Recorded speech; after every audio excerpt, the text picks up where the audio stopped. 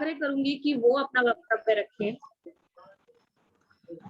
विक्रम पाल जी पेशकार हैं। ये आवाज आ रही है क्या? हाँ जी आवाज आ रही है जी।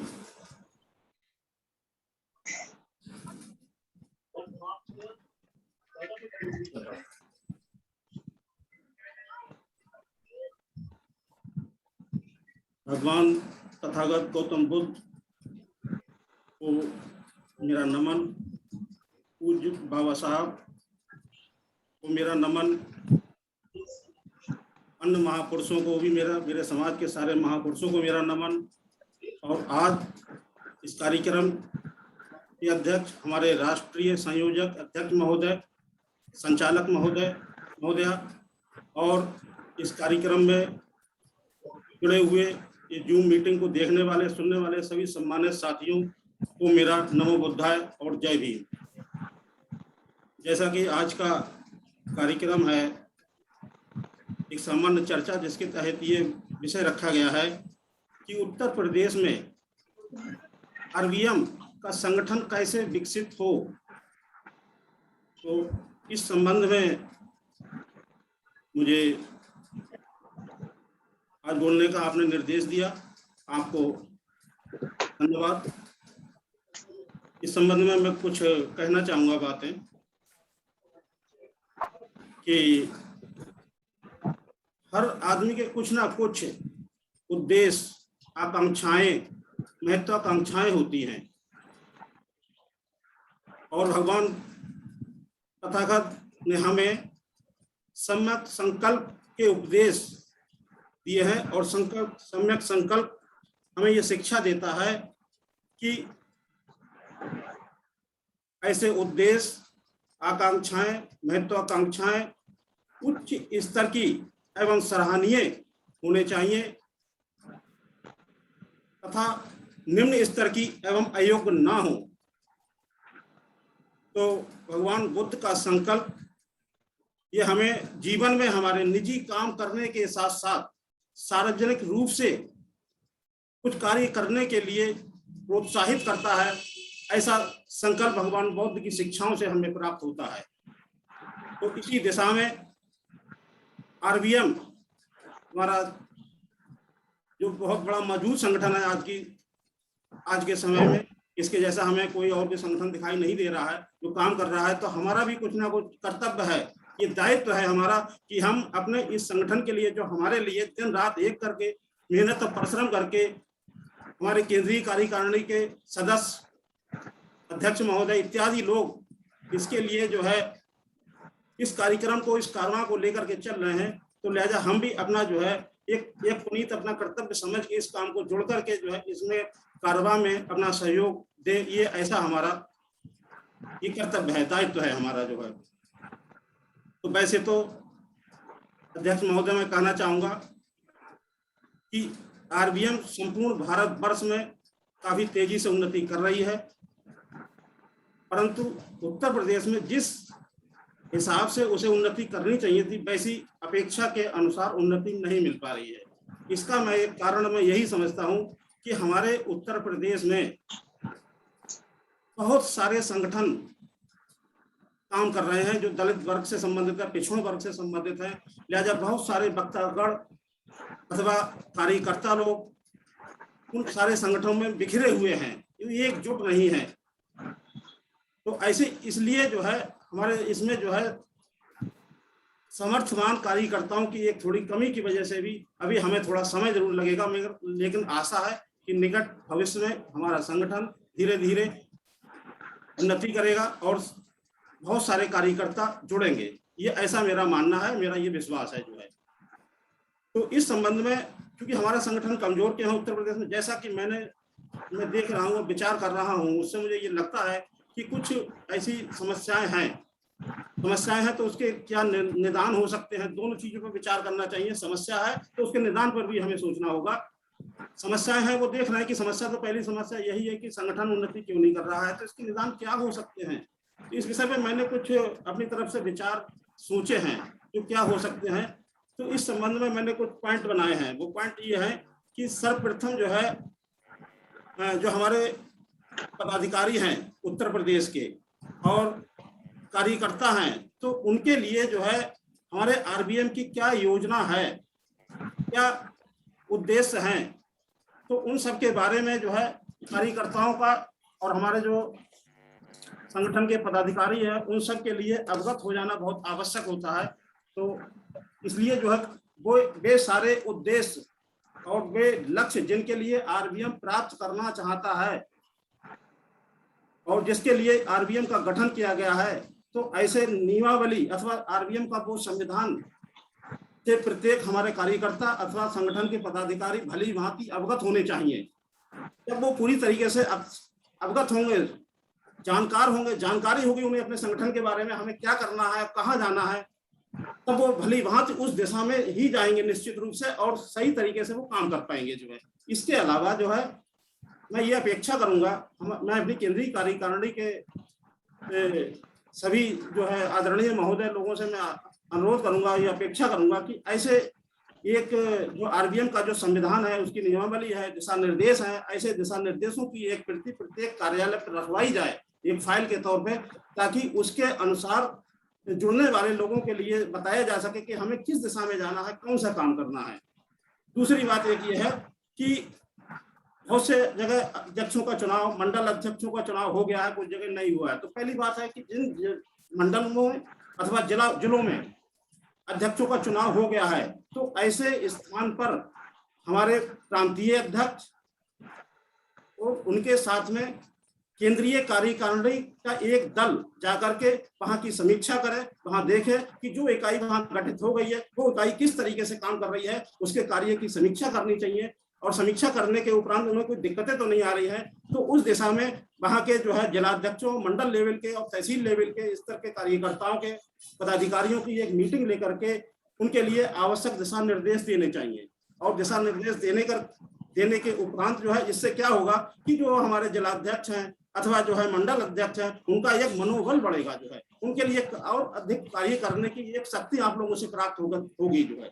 दूसरी बात मैं ये कहना चाहूंगा कि जिन जगह पर, बहुत सी जगह पर मंडल अध्यक्षों का चुनाव नहीं हुआ है अथवा दुर्भाग्यवश कोरोना काल में कहीं के मंडल अध्यक्ष जो है एक्सपायर कर गए हैं, जैसे कि बरेली के हमारे मंडल अध्यक्ष जी हैं वो एक्सपायर कर गए हैं, तो ऐसी जगहों पर मैं ये कहना चाहूंगा कि जो जमीनी स्तर से जुड़े हुए कार्यकर्ता हैं कुछ, अथवा जो है विभिन्न स्तर पर जो कार्यकर्ता काम कर रहे हैं, उनमें से फीडबैक प्राप्त करके और कौन सक्षम व्यक्ति है, उस सक्षम व्यक्ति का चुनाव जो है मंडल अध्यक्ष अथवा जिला अध्यक्ष के स्तर पर कर लिया जाना चाहिए जल्द से जल्द, क्योंकि कोरोना काल अब हट गया है।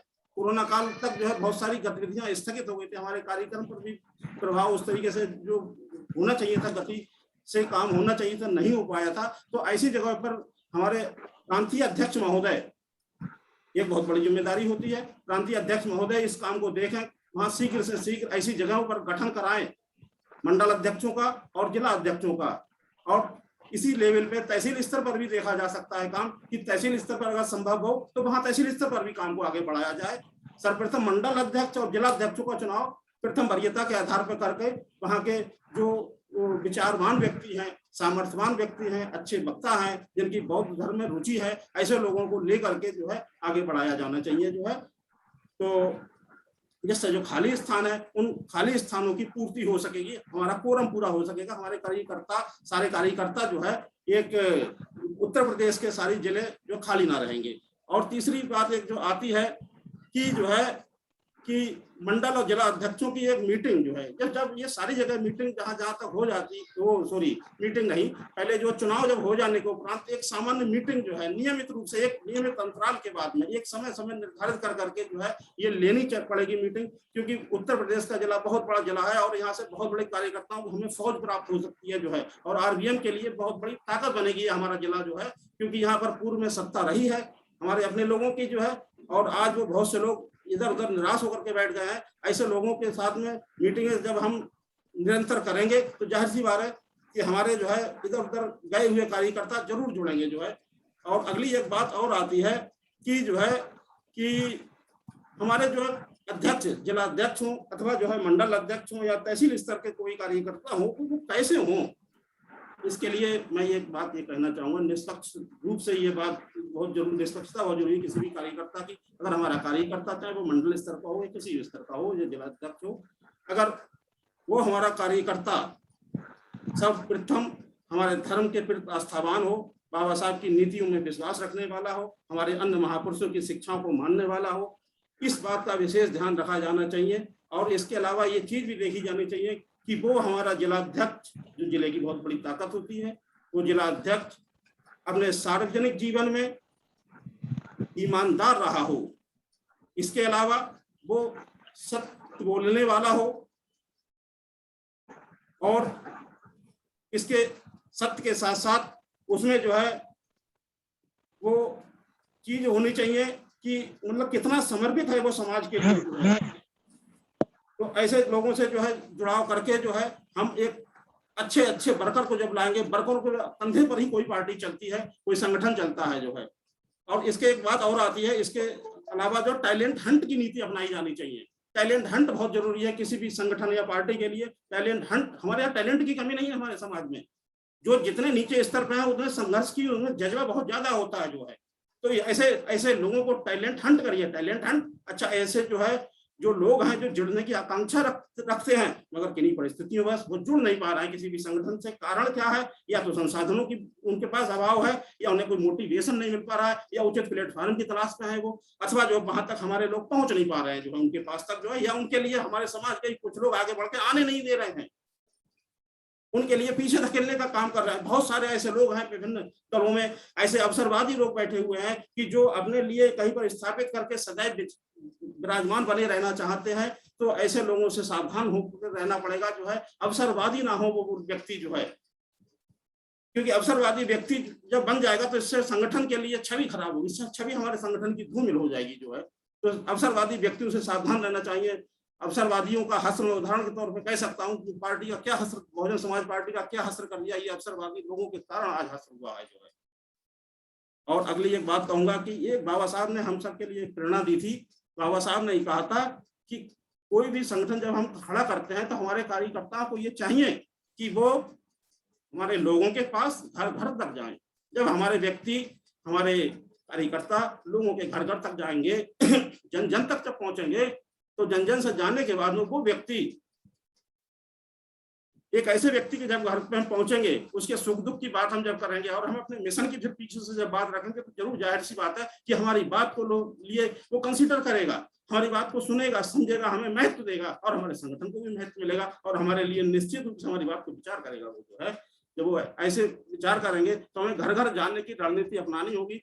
क्योंकि आज मुझे पहली बार मैं बोलने नहीं चाहता, मैं काम करता हूँ, जमीनी स्तर पे काम करता हूँ। मैं फोटो को आके दिखाने का मैं ज्यादा विश्वास नहीं करता इन सब चीजों पे। और मैं काम कर रहा था, अध्यक्ष जी खत्म हो गए, मेरे पिता कुल थे वो बरेली के मंडल अध्यक्ष जी जो थे, मैं उनके साथ आज मैं पहली बार बोल रहा हूँ। मैं आपको बताता हूँ कि मैं उनके साथ क्षेत्रों में जाता था, दूसरे जिलों में जाता था, दूसरे जिलों में जाकर के लोगों से जुड़ता था। मैंने आरबीएन के संबंध में एक पर्चा अपना हाथ से बना के फोटोस्टेट करके लोगों को बांटता था। मैं बस में बैठा हूँ, किसी वाहन में बैठा हूँ, वहां जाकर के जो है लोगों को बताता था, प्रचार कर सकता था कि आप इससे जुड़िए, एक नया प्लेटफॉर्म आया है।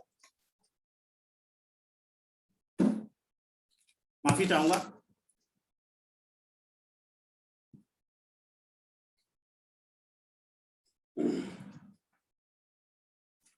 गला सूख रहा था इसलिए माफी चाहूंगा, प्यास के लिए थोड़ा सा। दूसरी बात मैं ये कहना चाहूंगा कि इसके लिए एक अभियान चलाना होगा। हम इसको अभियान के तौर पे ले रहे थे, हम अभियान चला करके ये हम काम कर रहे थे। क्योंकि कोरोना काल बीच में आ गया, हमारे बहुत सारे कार्यकर्ता जो है कुछ जो है इस कोरोना काल की भेंट चढ़ गए हैं। दुर्भाग्य से जो है आज वो हमारे बीच में नहीं है, वो होते तो शायद कार्यक्रम को हम काफी हद तक बढ़ा चुके होते। खैर कोई बात नहीं। दूसरी एक बात मैं और कहना चाहूंगा, हमारा कार्यालय वाली बात है जो है, विशेष कार्यालय का बहुत महत्व होता है। बाबा साहब ने भी जब बहुत कुछ संगठन खड़े किए थे, धर्म के लिए काम करना शुरू किया था, तो उन्होंने भी जो है मैसूर के महाराजा से जमीन हासिल की थी। जमीन हासिल करने के बाद में एक कार्यालय का निर्माण इसलिए कराया गया था, एक स्थान का चयन इसलिए किया बाबा साहब ने ताकि वहां रह करके बैठ करके हम लोग हमारे समाज के लोग वहां पर जो है धर्म के संबंध में, समाज के संबंध में, उनके आर्थिक विकास, उनके धार्मिक विकास, उनके सामाजिक विकास, उनके राजनीतिक विकास कैसे हो सके, इस विषय पे चर्चा करने के लिए एक उपयुक्त स्थान होना जरूरी है। तो ऐसे स्थान आज हमारे पास में, चलिए मान लेते हैं हमारे पास कोई नहीं है बना हुआ कार्यालय अपने नहीं, तो हम उन कार्यालयों के लिए कहाँ स्थापित करें, ये बहुत महत्वपूर्ण चीज है। हम मेरा ये मानना यह है कि हम अपने कार्यालयों के लिए अगर संभव हो सके तो जितनी हमारी बुद्ध विहारें बन गई हैं या अथवा अन्य कोई सामाजिक महत्व के स्थान कोई हैं, ऐसे जगह पर हम अपने कार्यालयों को खोलें, ताकि हमारे लिए एक अच्छा एक जन समूह और एक समुदाय हमें वहां पर मिलेगा। हम उनके बीच में आसानी से अपनी बात कह सकेंगे, हमारे बोलने वाले होंगे, वहां हमारी बात सुनने वाले होंगे। तो ये प्रयास करके हम अपने कार्यालयों की भी स्थापना, जैसे जैसे अध्यक्षों की स्थापना करते जाएं, तत्काल साथ साथ उनके जो है अपने कार्यालयों की भी स्थापना साथ साथ करते जाए, क्योंकि कार्यालय के अभाव में, एक बैठने के स्थान के अभाव में किसी के घर पर संभव ना हो सकता है इतने लोगों को बैठा पाना संभव ना हो, तो इसलिए कार्यालय का होना बहुत जरूरी है जो है। तो ये मेरे कुछ ऐसे सुझाव थे। तो और मैं अंत में एक दो बात और ये कहना चाहूंगा जो है कि एक बहुत बड़ी चीज होती है, दो चीज होती है, कोई भी संगठन जो चलता है तो वो उसके लिए जो दान बहुत बड़ी चीज है, क्योंकि दान ही धर्म का मूल आधार है। दान के अभाव में कोई भी संगठन ले लीजिए, कोई भी अभियान ले लीजिए, असंभव, नहीं चल पाएगा। भगवान होकर के भी उन्होंने दान की महत्ता बताई, उन्हें क्या पैसे की आवश्यकता थी, मगर नहीं, उन्होंने दान के महत्व को समझाया कि दान ही बहुत आवश्यक है। दान अपने सामर्थ्य के अनुसार लोग दें, ये ऐसा भी हमारे बाबा साहब ने निर्धारित किया है। मैं जानता हूं कि हमारे लोग कुछ विभिन्न जगहों पर दान दे रहे होंगे, तो 5% की मैं कोई सीमा नहीं है, जो भी हो सकता है कि अपने सामर्थ्य के अनुसार अपनी स्वेच्छा से दान दें लोग यहाँ पर। और मुझे आशा है कि इस संगठन को दिया गया दान फलीभूत होगा। मेरा ऐसा अपना आत्मविश्वास है कि मुझे यहाँ जो पैसा लगेगा वो समाज के काम आएगा कहीं ना कहीं जो है, और उसका जो है प्रतिफल हमारे समाज के लिए, हमारे आगे आने वाली पीढ़ी के लिए अच्छा प्रतिफल मिलेगा उसका जो है। तो ये दान बहुत आवश्यक है, दान देते रहें।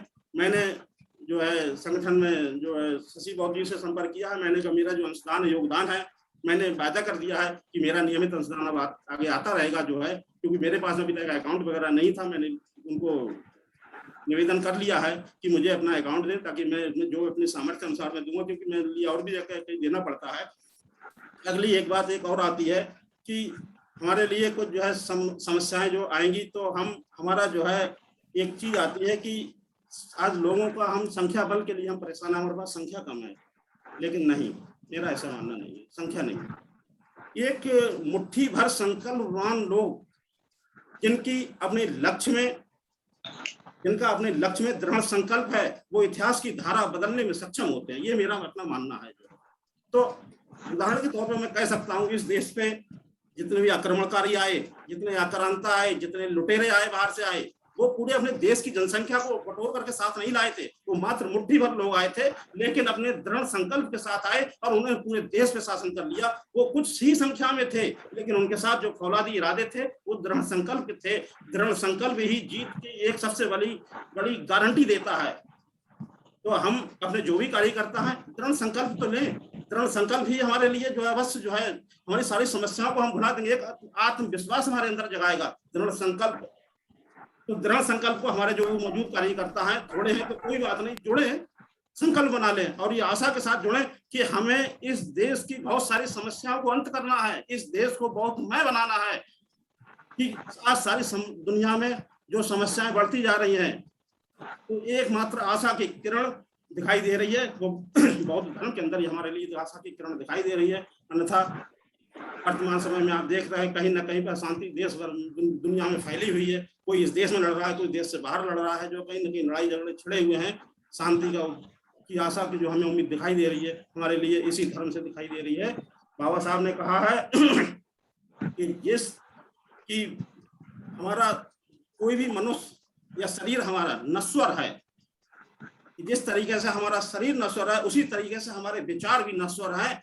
तो इस तरीके से फिर उन्होंने आगे कहा है कि जिस तरीके से किसी पौधे को लिए उन्नत करने के लिए जल की आवश्यकता पड़ती है, उसी लिए विचारों के लिए भी प्रचार प्रसार की आवश्यकता पड़ती है। तो सबसे बड़ी चीज दुनिया की अगर कोई चीज है तो प्रचार प्रसार ही सबसे बड़ी शक्ति है। संकल्प के अलावा दूसरी चीज प्रचार प्रसार। हमारे पास जो भी चीज है उसका हम प्रचार प्रसार बहुत करें अपने स्तर से। जरूर नहीं संसाधनों का रोना नहीं रोना है हमारे लिए, हम जानते हैं हम ऐसे गरीब समुदाय से ताल्लुकात वास्ता रखने वाले व्यक्ति हैं, तो हमारे लिए प्रचार के माध्यम तौर तरीके अपने से विकसित करने पड़ेंगे। हमारे लिए भीड़ की आवश्यकता नहीं है कि हमारे लिए जो जहां मिल जाए हम वहीं से प्रचार शुरू कर दें। हमारे एक व्यक्ति मिल जाए, हम एक को बताएं, 10 मिल जाए 10 को बताएं, जहां जहां मौके मौके के हिसाब से अपना अवसर नहीं जाने दें, हमें प्रचार करते रहना चाहिए। तो इसलिए उसी तरीके से विचार जो होता है, प्रचार प्रसार, एक उसी तरीके विचार के लिए प्रसार प्रसार की जरूरत होती है। अन्यथा जो है पानी के अभाव में वृक्ष सूख जाएगा, प्रचार प्रसार के अभाव में विचार कितना भी उन्नत हो, विचार कितना भी बड़ा क्यों ना हो, प्रचार प्रसार के अभाव में उस विचार का कोई महत्व नहीं, विचार खत्म हो जाएगा। बाबा साहब ने हमसे सबसे जनता से आह्वान करते हुए कहा था, क्या कहा?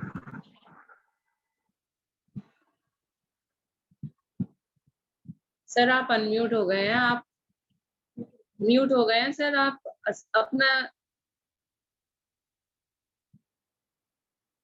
सर आपका म्यूट हो गया है, आप अनम्यूट कीजिए।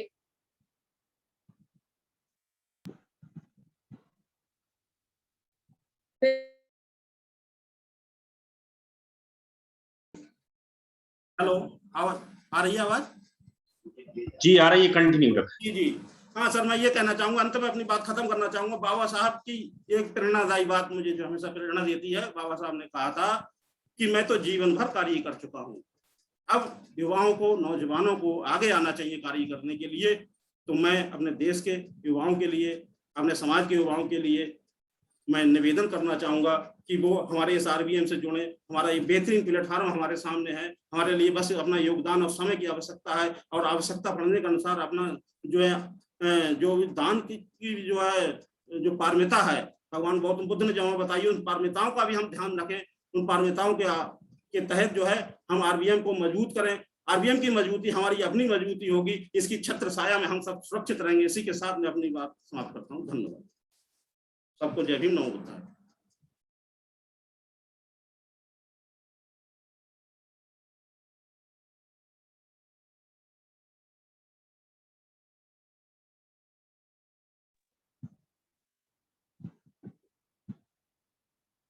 सर आपने बहुत अच्छा बोला, और आपकी बातों पे, आपके सुझावों पे विचार किया जाएगा कि जमीनी स्तर से जुड़े हुए लोगों को आगे आने की जरूरत है। और आप जैसे लोग अगर संगठन में रहेंगे और कार्य करेंगे, तो हमें लगता है कि संगठन जल्दी ही उन्नति करेगा, ऐसा हमारा मानना है। और जितने भी विचार आपने रखे, हमारी समस्याएं हैं, निदान भी हमें ही करना है।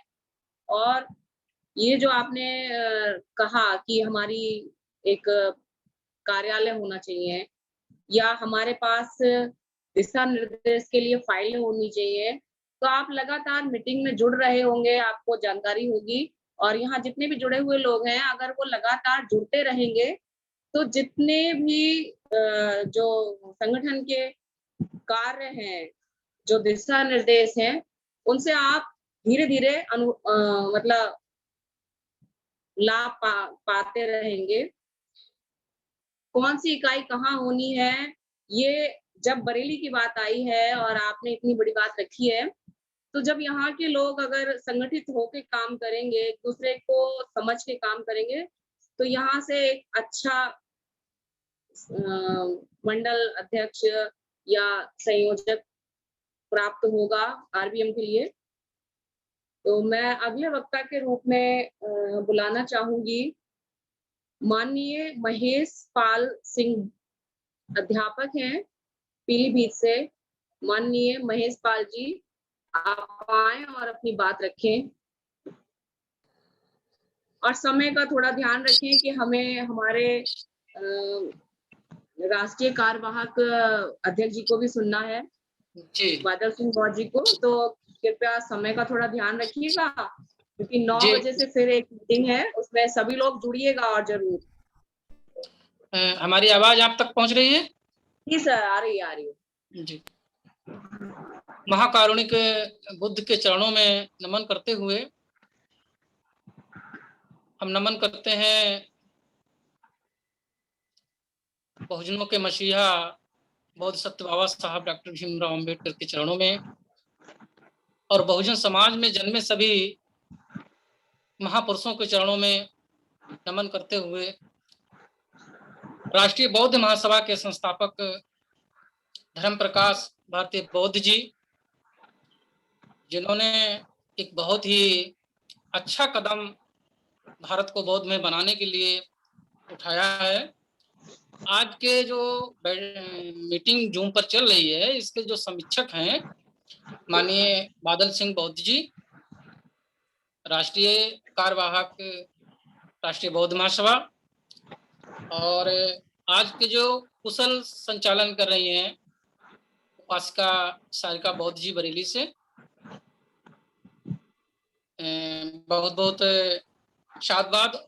और हमारे साथ में जितने भी लोग जुड़े हैं, उपासक लोग जुड़े हैं, उन सभी लोगों के लिए और राष्ट्रीय मंच के लिए, सबके लिए जो है जय भीम, नमो बुद्धाय। मैं कहना चाहूंगा कि बुद्ध को समझने के लिए बाबा साहब ने जो 22 प्रतिज्ञाएं हमें दी हैं, वो बौद्ध धर्म का सार है।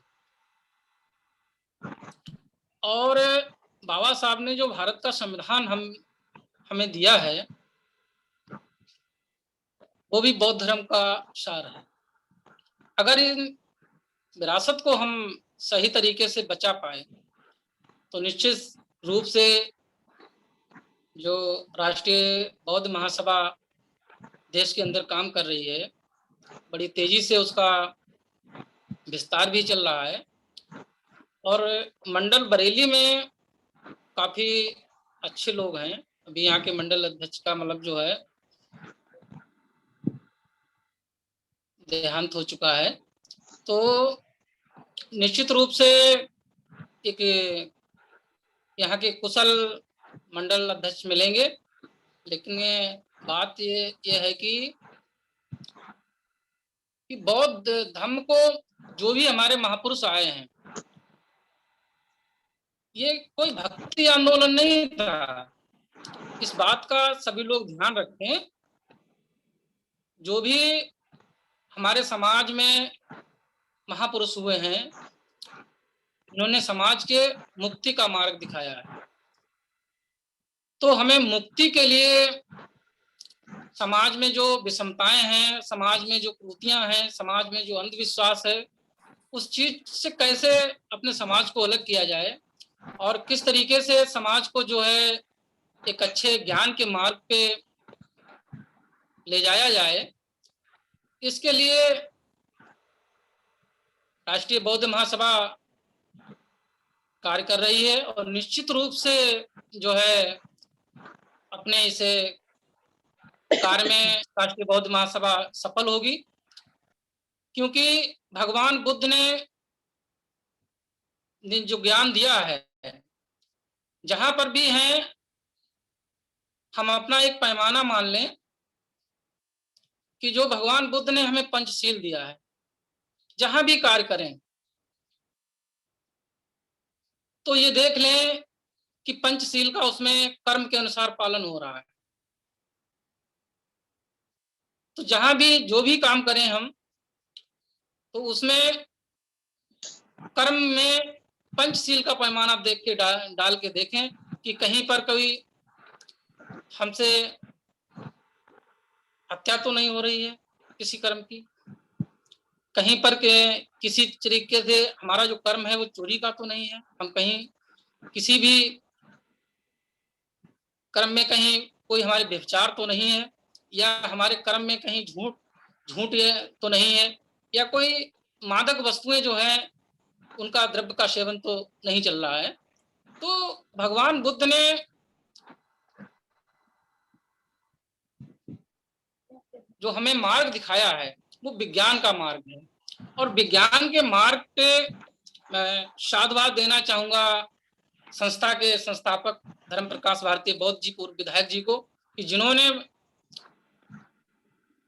कम ही लोग सही लेकिन एक बहुत अच्छा मार्ग चुना है, जो भारत को अतिशीघ्र बौद्ध में बनाने का काम करेंगे।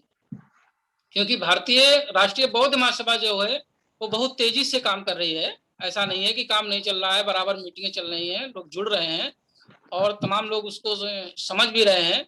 और निश्चित रूप से ही उत्तर प्रदेश के अंदर यहाँ पर कई बार सत्ता भी रही है, तो निश्चित रूप से इसमें लोग जुड़ेंगे और काम करेंगे, लेकिन दृढ़ संकल्पित होना पड़ेगा, क्योंकि समाज के काम करने के लिए जो है उसमें धन की भी आवश्यकता होती है, मन की भी आवश्यकता होती है, और तन मन धन से जब हम काम करेंगे तो निश्चित रूप से हम अपने अभियान में सफल होंगे और भारत को पूरी तरीका से जो भगवान बुद्ध ने करुणा और मैत्री का जो ज्ञान बांटा है उसको विस्तार करने में निश्चित रूप से हम कामयाब होंगे। और बाबा साहब ने जो हमें संविधान दिया है, उस संविधान को आज जरूरत है बचाने की, क्योंकि अगर हम संविधान नहीं बचा पाए तो समझ लीजिएगा कि ना तो हम अपने समाज की बहन बेटी और माताओं का जो है आज समाज के अंदर जितना जो है उनके साथ जो कृत्य हो रहे हैं उनको नहीं बचा पाएंगे, और जो अधिकार क्षेत्र बाबा साहब ने हमें दिए हैं उनको भी शायद हम नहीं बचा पाएंगे। तो जरूरत है संविधान को बचाने की और संविधान को जो है उसका प्रचार प्रसार करने की, क्योंकि ये बात मैं नहीं कह रहा हूँ, ये बात तमाम देश के और विदेश के विद्वानों ने कही है कि भारत का जो संविधान है वो ही सबसे पवित्र ग्रंथ है। भारत के संविधान से कोई भी ज्यादा पवित्र ग्रंथ नहीं है, क्योंकि दुनिया का ऐसा संविधान आपको कहीं नहीं मिलेगा। भारत के संविधान में हर व्यक्ति को समानता का अधिकार है, हर व्यक्ति को जो है क्षमता का अधिकार है, हर व्यक्ति को अपनी अभिव्यक्ति का अधिकार है। ये सारी चीजें जो है महिलाओं को जो है सारे अधिकार मिले हुए हैं। तो कहीं न कहीं हम संविधान को लेकर उसका प्रचार प्रसार करें, और संविधान के ऊपर जो हमारे विरोधी समाज के लोग हैं जिनका नजरिया ठीक नहीं है, दृष्टिकोण ठीक नहीं है, वो कई बीच में अभी लोगों की बातें बीच में आती रहती हैं सोशल मीडिया के माध्यम से कि नई संसद के साथ में नए संविधान के साथ प्रवेश किया जाए। तो निश्चित रूप से कहीं न कहीं षड्यंत्र हो रहा है। उस षड्यंत्र को बचाने के लिए, उस षड्यंत्र से बचने के लिए, समाज को बचाने के लिए, भावी पीढ़ी को जो अधिकार हमें बाबा साहब ने दिए हैं और जो हमारे समाज में जो तमाम महापुरुष हैं उन्होंने जो हम लोगों के लिए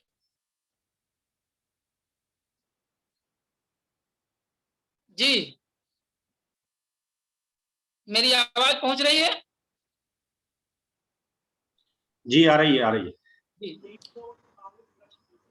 तो कहीं न कहीं बाबा साहब ने जो हमको अधिकार क्षेत्र दिए हैं, हमारे समाज के लोग ने हम लोगों के लिए दिया है। हम लोग आलीशान मकानों में रहते हैं, गाड़ियों में चलते हैं और तमाम तरीके के मतलब यश और कीर्ति को पाते हैं।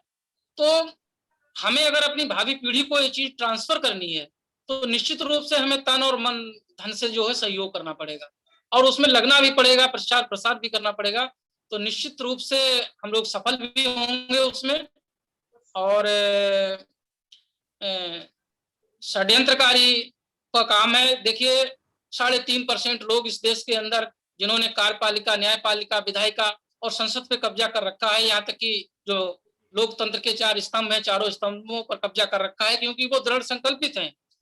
और हमारे समाज के लोगों के अंदर जो संकल्प है वो कहीं न कहीं कमजोर रहता है, और उसके पीछे, कमजोरी के पीछे जो कारण है वो ज्ञान का अभाव होता है।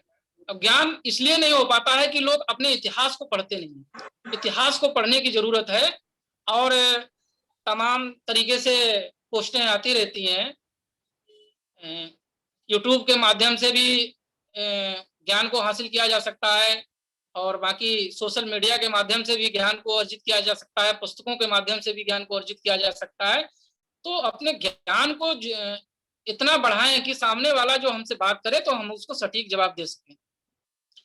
तो निश्चित रूप से हम लोग समतावादी विचारधारा के हैं, बाबा साहब ने हमें समतावादी विचारधारा दी है और बुद्ध ने हमें करुणा की विचारधारा दी है, दया की विचारधारा दी है। तो हम अपनी विचारधारा को, एक जो विश्व की मानी हुई विचारधारा है, इस विचारधारा को लेके जब देश के अंदर बढ़ेंगे तो निश्चित रूप से कहीं न कहीं कामयाब होंगे। और हमें विश्वास है कि हमारे जितने भी भारत राष्ट्रीय बौद्ध महासभा के जो कार्यकर्ता हैं, काम कर रहे हैं, बड़े ठीक ढंग से काम कर रहे हैं। और जो ऑनलाइन मीटिंग का, जूम का जो कार्यक्रम चल रहा है, इससे भी प्रचार प्रसार काफी हो रहा है। तो निश्चित रूप से हम लोग कामयाब होंगे। और इस शायद समय ज्यादा हो रहा है, तो मैं चाहूंगा कि अपनी बात को यहीं पर विराम देता हूं। जय भीम, नमो बुद्धाय, जय संविधान।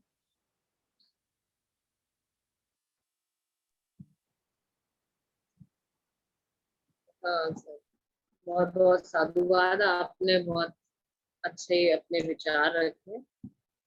दृढ़ संकल्प के लिए, दृढ़ संकल्पित तो हमें होना ही होगा, तभी हम आगे बढ़ सकते हैं। और आपने पंचशील का जो स्केल बताया है, वो वाकई जितने बौद्ध लोग हैं, जितने बाबा साहब को मानने वाले लोग हैं, उनको उन पे चलना ही पड़ेगा। और अपने समाज को अच्छे ज्ञान से हम लोगों को सराहना भी पड़ेगा। तो मैं अगले वक्ता के रूप में बुलाना चाहती हूँ माननीय डॉक्टर विजय शंकर प्रधान जी, जो कि शाहजहांपुर से हैं। अगर वो मेरी आवाज सुन रहे हैं तो कृपया अपना वक्तव्य रखें। डॉक्टर विजय शंकर प्रधान जी।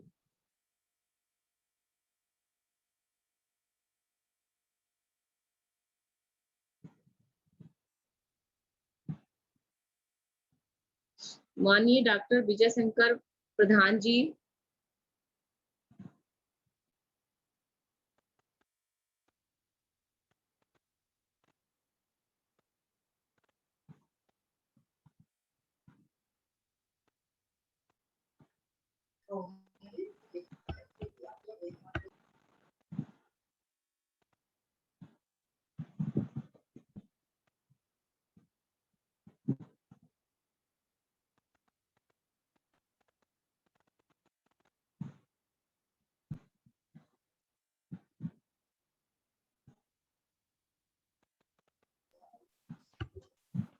एक बार और नाम बोल दीजिए मैम, फिर आगे बढ़ा समय। माननीय डॉक्टर विजय शंकर प्रधान जी, जो कि शाहजहांपुर से हैं, अगर वो उपस्थित हैं तो कृपया अपने वक्तव्य को रखने का प्रयास करें। डॉक्टर विजय शंकर प्रधान जी।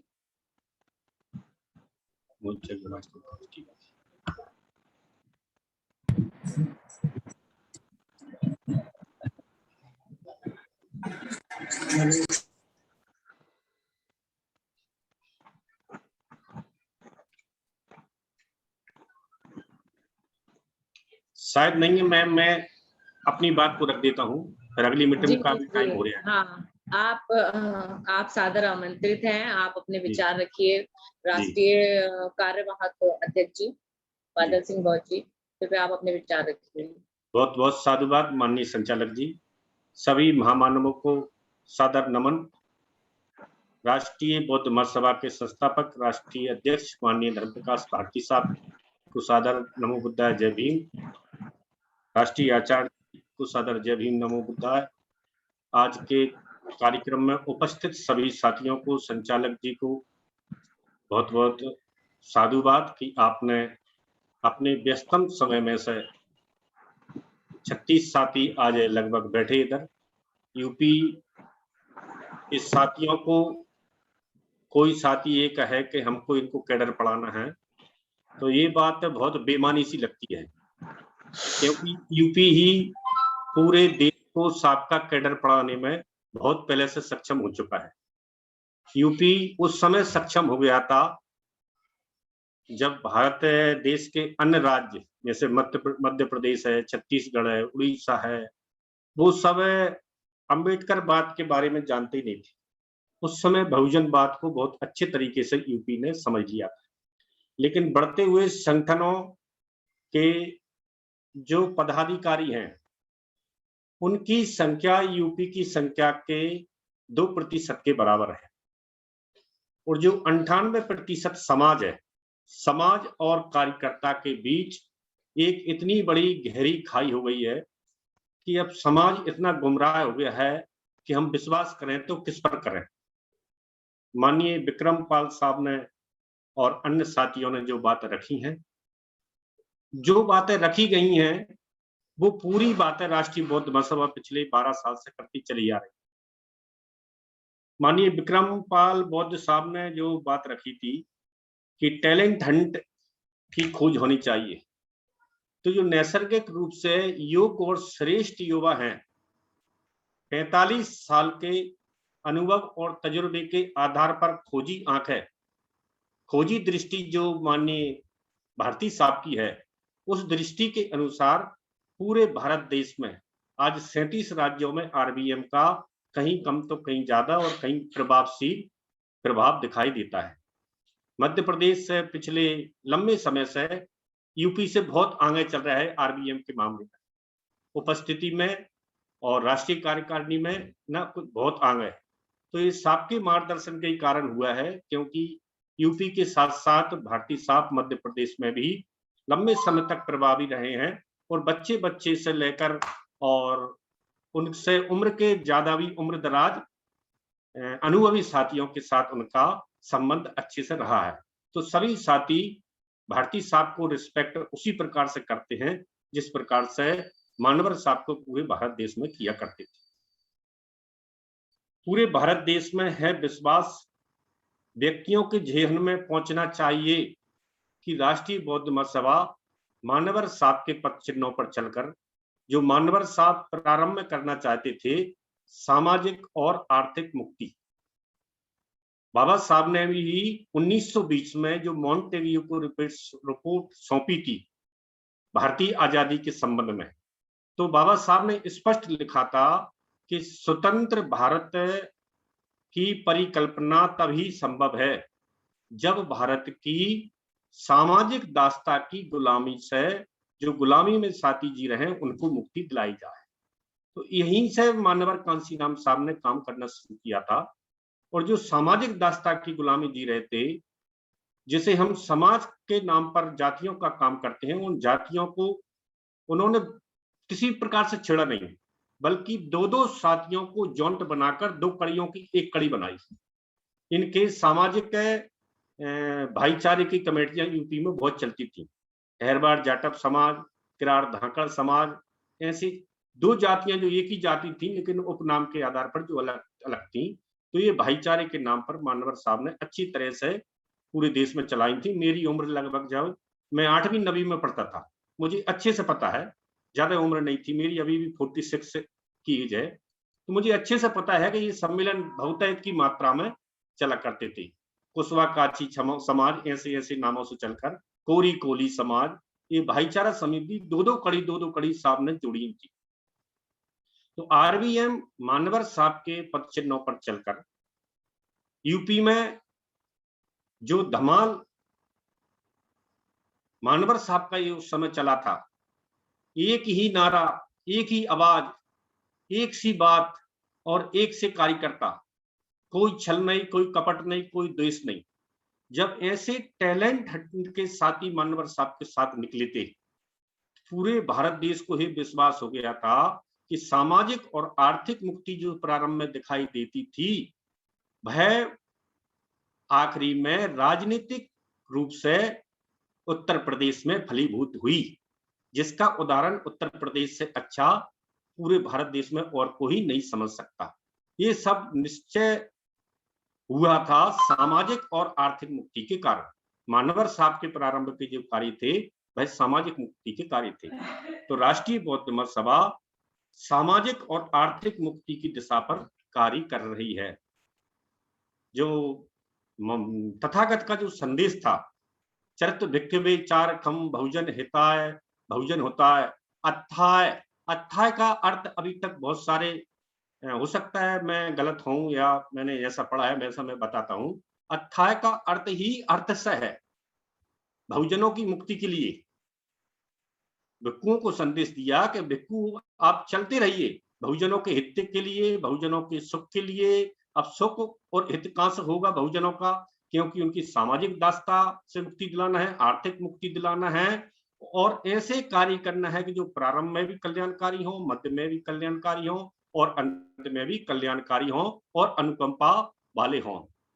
तो जैसे कि विक्रमपाल साहब ने एक और बात रखी कि हमें खुले रूप से आरबीएम की योजनाएं और उद्देश्य क्या है, नियमावली क्या है, बायलॉज क्या है, ये रखना चाहिए। तो मैं साहब आपसे निवेदन करना चाहता हूं कि मार्च में जो आगरा में कार्यक्रम हुआ था, मानवर साहब ने 400 कॉपियां बायलॉज की कराकर प्रति व्यक्ति को हाथ में सौंपी थी कि राष्ट्रीय बौद्ध महासभा क्या करना चाहिए और खुले में सबको बताया था। हो सकता है आपके पास नहीं पहुंची हो, तो मैं राष्ट्रीय कार्यालय से जो हमारे साथी कार्य करते हैं आप तक वह कॉपी पहुंचा दूंगा। और आपने जितने भी सुझाव दिए हैं वह बहुत ही आदरणीय सुझाव है और कार्य करने लायक सुझाव है। राष्ट्रीय बौद्ध महासभा उन सब पे कार्य कर रही है। और जैसा कि आपने कार्यालय की बात की, तो यूपी को हमने 5 जोनों में बांटा है।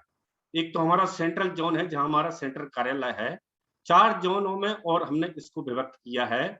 4 कार्यालय हम और यूपी में खोलना चाहते हैं, जहां से राज्य के जो सीमावर्ती राज्य हैं, सीमावर्ती जिले हैं, उन जिलों में भी राष्ट्रीय बौद्ध महासभा का कार्य बढ़े। तो बरेली मंडल की जो आज मीटिंग हुई है या बरेली की ज्यादा बात हुई है, तो मैं बरेली मंडल के आज 36 साथियों ने मीटिंग को सुना। 36 साथियों में से कुछ साथियों ने अपने बात को रखी। अब हमें दूसरी मीटिंग का समय हो रहा है, इसलिए मैं ज्यादा कैडर की बात और उधर की बात नहीं करूंगा, लेकिन एक निवेदन आपसे जरूर करूंगा कि आज मैंने सभी साथियों को सुना है। मैंने ऐसा सोचा है साहब की अनुमति लेकर कि उत्तर प्रदेश के प्रत्येक मंडल की एक हफ्ते में 2 मीटिंग मैं लूंगा। ऐसे ही चाहे 20 ही साथी क्यों ना बैठे, 20 साथियों पर सामान्य चर्चा करेंगे। इसमें कोई बड़े अतिथि नहीं होंगे, कोई छोटे अतिथि नहीं होंगे, सामान्य कार्यकर्ताओं की सामान्य मीटिंग। जिन साथियों को टैलेंट तो उनमें है, कार्य करने की क्षमता तो उनमें है, एबिलिटी तो है, क्वालिटी तो है, लेकिन उनको अवसर नहीं दिए जा रहे हैं। तो मैं ऐसे अवसर की तलाश में अपने हताशा में जा रहे या नवयुवक जो टैलेंटेड हैं उनको खोजने के लिए 20-20, 30-30, 50-50 साथियों के साथ प्रत्येक 2 या 3 दिन बाद प्रत्येक मंडल में मैं इस प्रकार के आपसे सामान्य चर्चा करेंगे और बीच-बीच में हम हमारे राष्ट्रीय अध्यक्ष महोदय से भी सलाह मशवरा लेते रहेंगे और 5-5 मिनट उनकी बात भी रखवाते रहेंगे। आज आपने मेरे लिए सुना। शेष बात है अगली बार जब मीटिंग होगी मंडल की आपके साथ, उस दिन सिर्फ मैं बोलूंगा, आप सुनेंगे। ऐसा मेरे निवेदन को स्वीकार करें और संचालक जी से अनुरोध है कि साहब भी जुड़े हुए हैं, 5 मिनट का उन्हें समय देते हुए आज के वेबिनार को हम समापन करें। जय भीम, नमो।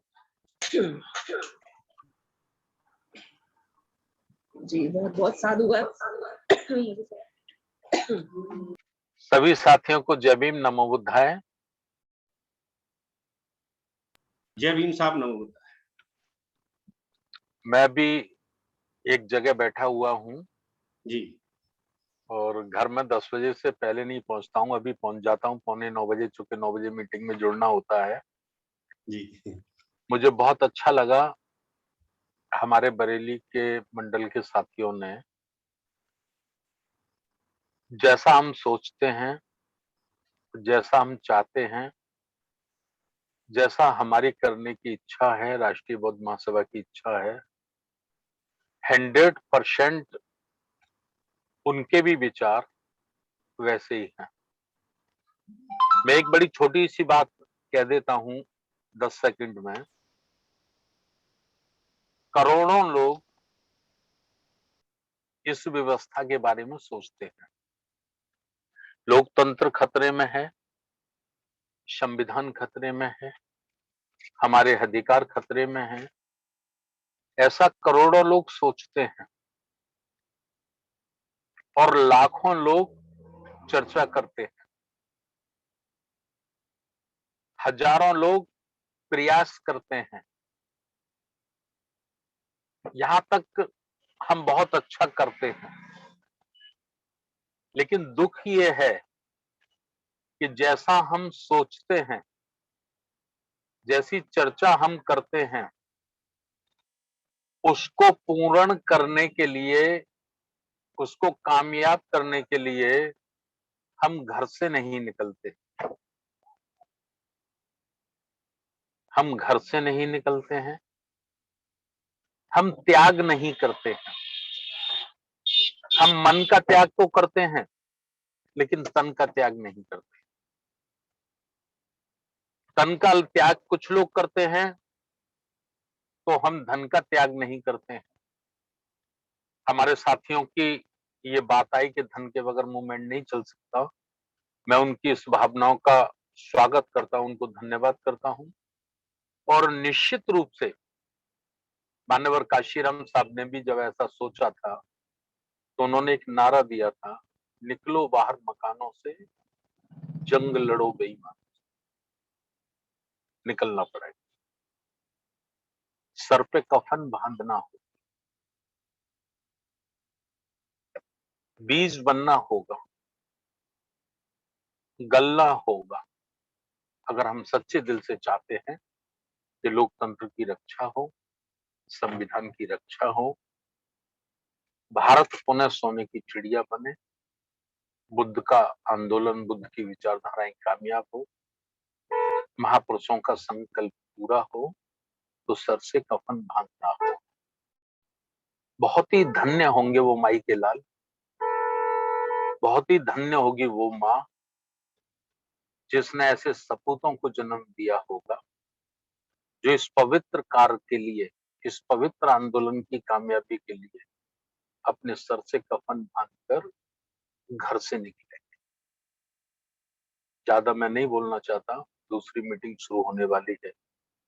सभी बरेली मंडल के साथियों का बहुत बहुत धन्यवाद, बहुत बहुत आभार, और बहुत बहुत धन्यवाद मैं करना चाहता हूँ अपने राष्ट्रीय कार्यकारी का।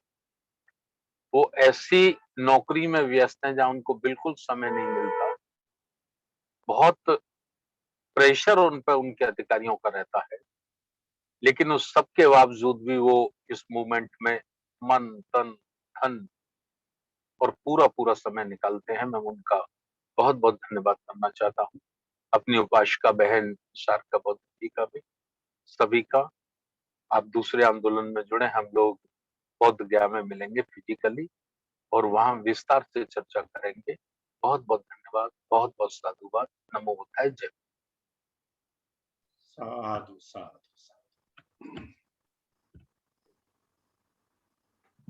सर बहुत बहुत साधुवाद आपका। आप हमेशा सबके मार्गदर्शक के रूप में सबके सामने आते हैं। और अब मैं राष्ट्रीय कार्यवाहक अध्यक्ष से निवेदन करना चाहूंगी कि क्या मीटिंग को खत्म किया जाए। जी, धम्मपालम गाथा सभ्य सत्ता के बाद सभी अपने माइक खोल लें।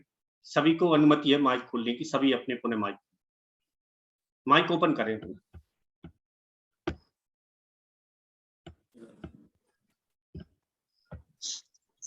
सभ्य सत्ता करेंगे हम। सभी लोग अपनी आंखें बंद कर लें, हाथ जोड़ लें। सभ्य सत्ता सुखी होन्तु, सभ्ये भवन्तु चक्रे, सभ्ये भद्राणि पश्यन्तु मा किञ्चित् दुःखमागमः।